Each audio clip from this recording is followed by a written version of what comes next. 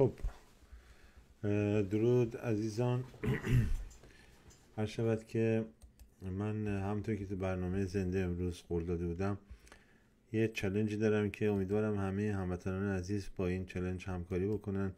خیلی مهمه. چرا؟ برای اینکه نه اینکه رسانه‌های فقط آمریکا یا رسانه‌های اروپایی یا غربی به ملت ایران ضربه میزنن.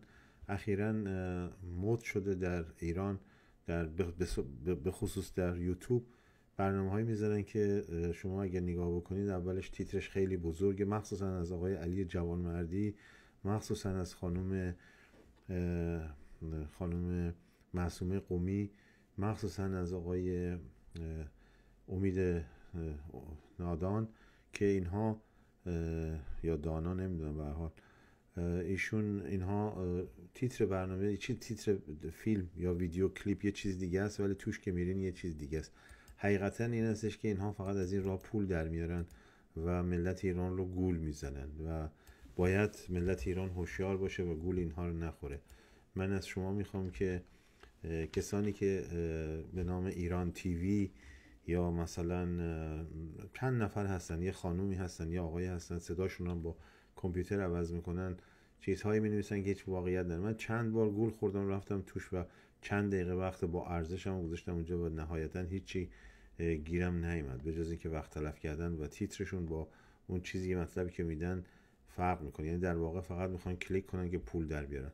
من از همه ایرانی‌ها میخوام که در این چالش شرکت بکنن و اجازه بدن کسی که به اصطلاح میراث کیهان هستش و کیهان رو در واقع میخواد زنده بکنه و ما در دوران خبرنگاری هیچ وقت هیچ زمان به این شکل سعی نمی‌کردیم مردم رو گول بزنیم. یک دنیای عجیبی شده. یه عده آدم‌های قالتاق و دروغگو اومدن. آقای جوانمردی از صبح تا شب آقای خامنه‌ای رو میکشه، فرار میده، نمیدونم جمهوری جمهوری اسلامی از هم پاشیده شد برای اینکه یه 100,000 تا کلیک بگیره و این 100,000 تا کلیکش مثلا 1000 یورو پول در بیاره. ایشون از جنس رادیو آمریکا BBC هستن. من امروز دیدم که آقای ترامپ هم دقیقاً بدونی که ما اصلا اطلاع داشته باشیم ولی همین رو تکرار کردن. وایس اف امریکا هستش در این چالش. من میخوام که وایس اف امریکا، BBC، CNN، فوکس نیوز، تمام این خبرگزاری‌های فیک نیوز رو تحریم بکنید و از همه بخواین که هر کسی در این چالش شرکت بکنه و تحریم بکنه رسانه‌های دروغگو و فاسد صهیونیستی و انگلیسی و آمریکایی رو و سعی بکنه که فقط دنبال اخبار درست باشه و اخبار صحیح رو پخش کنه. شما اگر اینها رو تحریم کنید، در این چالش شرکت بکنید، اینها در آینده این همه دروغ نمیگن و با دروغ‌های خودشون وقت شما رو و به اصطلاح فکر شما رو خراب نمی‌کنن. من از همه عزیزان میخوام در سایت خود من مراجعه کنید، در فیسبوک مهران مطیعی.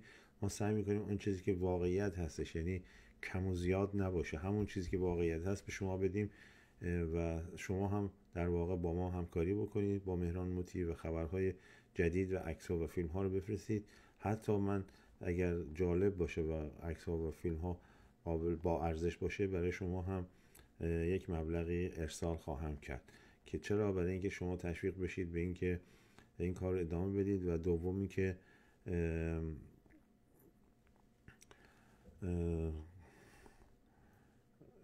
بله اینجا نوشته آقای خامنه‌ای، البته من نمیدونم درست یا نه، توانسته مجتبی فرزند ذکورش را به عنوان جانشین تعیین کنه. حالا راست یا دروغ من نمیدونم، از این خبرها زیاد می‌نویسن.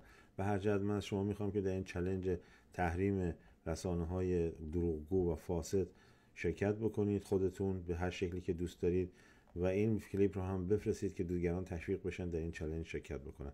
سپاسگزارم از شما. تا برنامه بعدی من هر روز سعی میکنم که یک کلیپ کوچکی چند دقیقه‌ای و اگه هر چی کوچک باشه بهتر هستش برای شما بفرستم. سپاسگزارم. موفق و مایه باشید.